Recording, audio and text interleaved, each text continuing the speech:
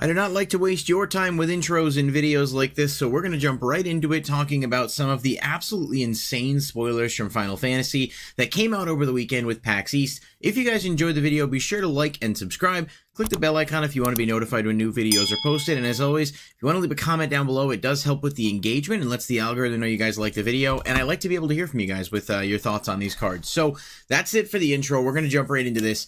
There are so many cards that were revealed over the weekend, whether it was different artworks, different, treatments, whatever. And I am trying my best to get through them. I think some are going to be better categorized in their own video, like maybe like summons, or I'm probably going to do a video just talking about summons as a whole, as well as some other stuff. But at the same time I'm recording this video today, the Commander deck spoilers are supposed to be coming out pretty soon, and I've been told they're revealing all 4 of the deck lists today, which means a lot of work on my plate in terms of being able to cover everything for you guys in a timely fashion. So we're going to go through these somewhat rapid fire, but I think there's some that are definitely worth talking about. So let's start off with the Darkness Crystal. It is 2 and 2 black, legendary artifact. It says black spells you cast cost 1 less to cast. If a non-token creature an opponent controls would die, instead exile it and you gain 2 life. Then you can pay 4 and 2 black to tap and put target creature card exiled with the Darkness Crystal onto the battlefield, tapped under your control with 2 additional +1/+1 counters on it. Okay. Bit of a mouthful. There's a lot going on here with this card. First of all, it's got like a Jet Medallion-like effect that, is certainly not terrible, especially thinking about potential application in Standard. And it's also got a Leyline of the Void effect. That disruption, especially in certain formats, can be really powerful. Stuff that wants to trigger when it hits the graveyard, we're getting rid of it instead, and you get life each time that happens. And then you can kind of dive back into this card later to pull the things that you exiled back onto your board and buff them up at the same time. And because that effect is instant speed, you can do it during the opponent's turn, so the creature untaps when it comes back around. All of this to say, it's a really, really solid card. I absolutely think there are going to be decks that will be able to make use of it. I don't know if it's too slow for Standard or too costly versus the upside, but I also don't know what Standard's going to look like at this juncture once things are kind of fleshed out and we have this whole set in conjunction with other things. So it's a really good card across the board. I think it has a lot of potential, and it's very much like a lot of good utility in one card, which is kind of what you look to see when it comes to legendary artifacts. If you're only able to have one of these out, obviously if you could have multiple, it would be very problematic, especially with the cost reduction, but overall it's a pretty good card. Now, I want to talk a little bit about this. There's a new card type. It's an adventure land, and so far we've seen 3 of them. I will cover the remaining when they're actually spoiled. If you guys know, spoiler season is going on for a little while, so it's not just like, I think May 20th or May 25th is like the end of it. So we got a lot of time to go here. But these are insanely cool from a design perspective because they're adventures and lands. So you play them as the adventure, and then you exile it and you play the land later. Obviously, we have other adventures, instant sorceries, creatures, whatever, very big in the Eldraine series, and I think Baldur's Gate had some as well.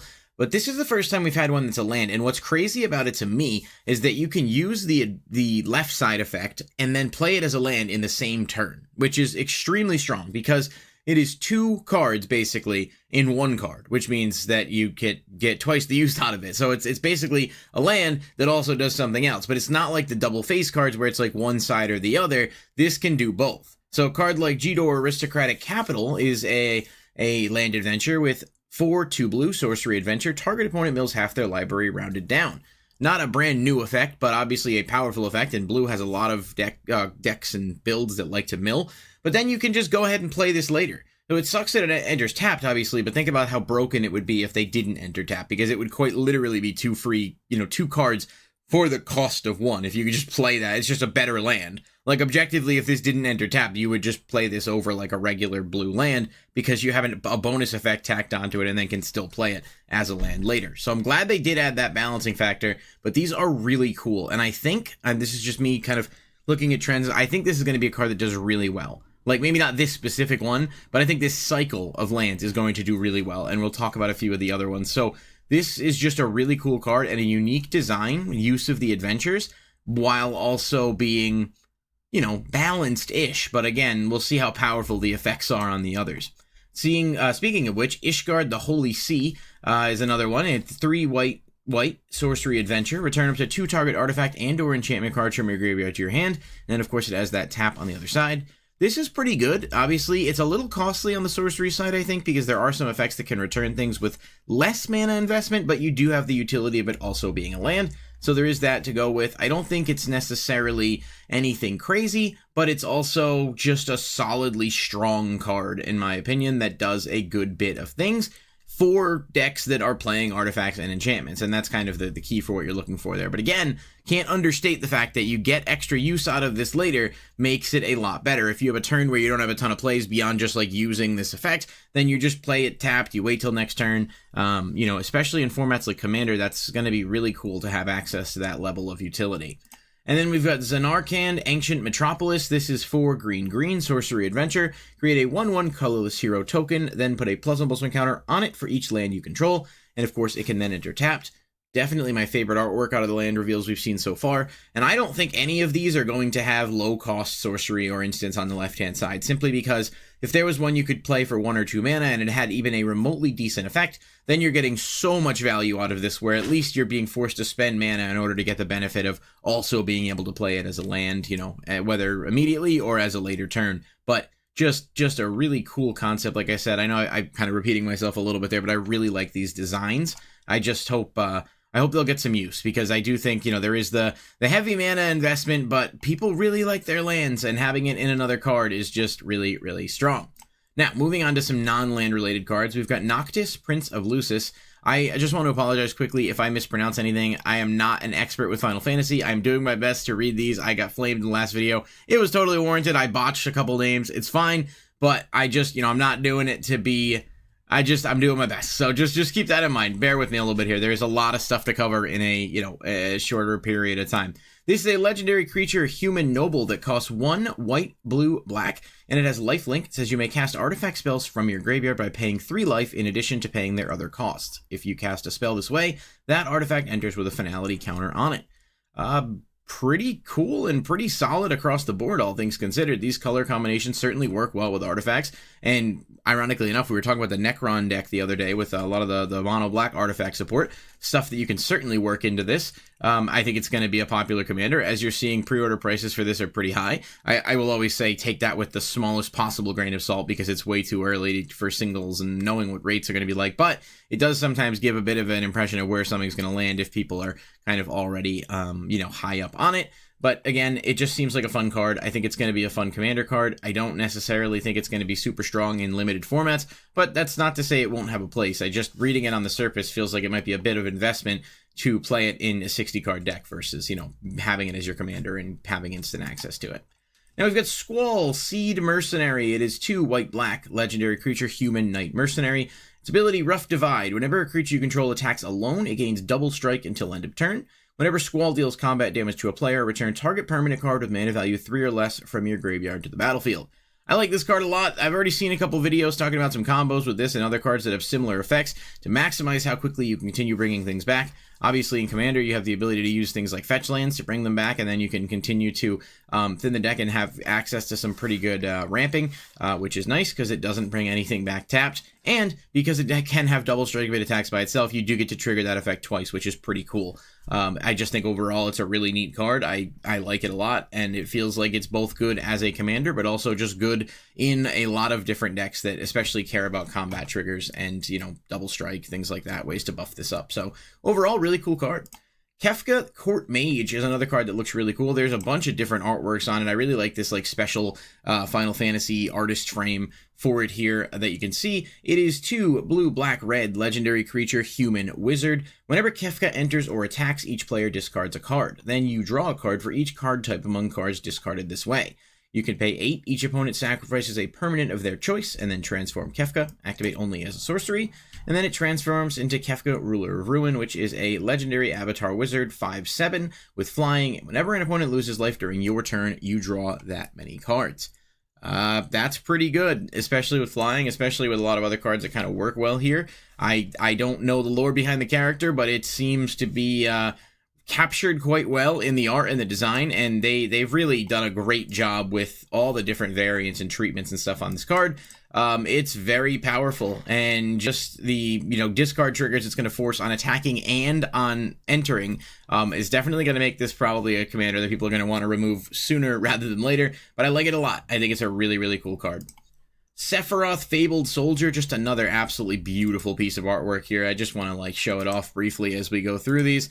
Transformation side is crazy as well. It originally is 2 and a black legendary creature, human avatar soldier. Whenever Sepharoth enters or attacks, you may sacrifice another creature. If you do, draw a card. Whenever another creature dies, target opponent loses 1 life and you gain 1 life. If this is the 4th time this ability is resolved this turn, transform Sepharoth. When he transforms, he has flying. He is a legendary creature, Angel Nightmare Avatar, that is a 5/5. And it says, as this creature transforms, you get an emblem with whenever a creature dies, target opponent loses 1 life, and you gain 1 life. And then whenever Sepharoth attacks, you may sacrifice any number of other creatures. If you do, draw that many cards. So obviously, easy ways to trigger the effects, really solid draw power. This effect here on an emblem is crazy, especially if you're able to get multiple emblems, because once an emblem is there, there is nothing that a player can do to stop it. And that's going to be something very noteworthy. And just looking again at the pre-order prices on these, again, very early, not data I would use to make any type of purchase judgments, but people are expecting this card to be extremely good, and you can tell by the fact that the pre-orders are around $100. So the market is basically setting this a lot higher than other stuff, which means they're expecting it to be very good. This card is crazy for me. So Sepharoth Planet's Heir is another one that's decent. It's 4 blue-black, legendary creature, human avatar soldier. Vigilance, when it enters, creatures your opponent control get -2/-2 until end of turn. Whenever a creature an opponent controls dies, put a +1/+1 counter on Sepharoth.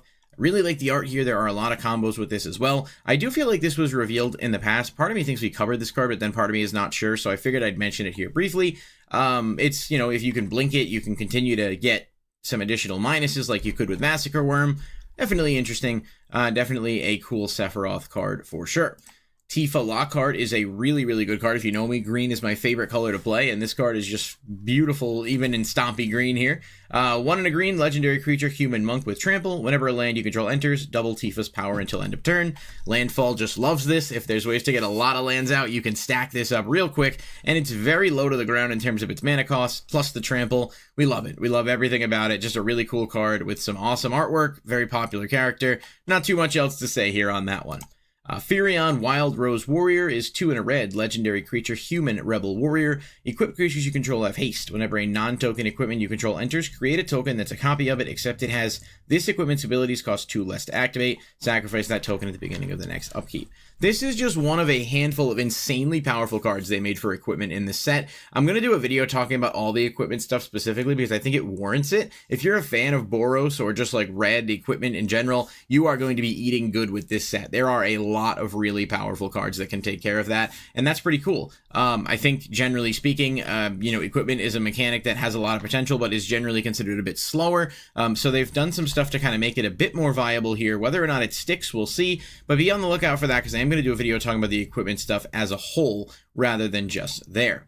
And we coupled this card, Traveling Chocobo, in the previous video that I did talking about collecting the set, but I just wanted to mention it again. This card is insanely powerful. I think it's super good. I think the landfall trigger doubling is awesome, but also, it works both for landfall and birds, which is like 2 completely different decks, but it itself is a bird and is not legendary, so you can get multiples of them out. You can stack triggers. This has a billion different variants, neon ink and all of that, as we talked about, as well as the serialized version. Probably my favorite card in the set so far. I think it's awesome, and I think it's absolutely a really, really good card. And finally, for this video, Zodiac the Umbreal God. This is 5 black. It is a legendary creature god with indestructible. When it enters, each player sacrifices half the non-god creatures they control of their choice, rounded down. Whenever a player sacrifices another creature, put a +1/+1 counter on Zodiac. Obviously, 5 is pretty heavy, but it's definitely doable. And this is just, the indestructible, the sacrificing, and then buffing itself up in the process. There's nothing super fancy about this card, but it seems very productive in what it can do. It doesn't have any generic mana in its cost, which maybe its only holdback, but I don't know. This is a cool card. It's probably going to find places somewhere, If you have the mana in decks like, Mono Black with Dark Ritual and stuff, you can kind of speed run this out, although you probably want to get it out when you can maximize its board clearing ability. Either way, it's a pretty cool card, and as you guys can see, I'm really pumped about a lot of these cards simply because the mechanics and what they do for the game I think are really interesting. Even if you're not a fan of Final Fantasy, at least the setting kind of fits, and there is so much fun stuff to look forward to and deck upgrades and stuff. So do not go anywhere. We are continuing content all week long. I'm doing my best to put these out in a timely fashion, but I also want to make sure that the quality is there. So hopefully you guys enjoy these videos. Let me know in the comment section down below what your favorite card is from this slate of reveals, and I'll catch you guys in the next video.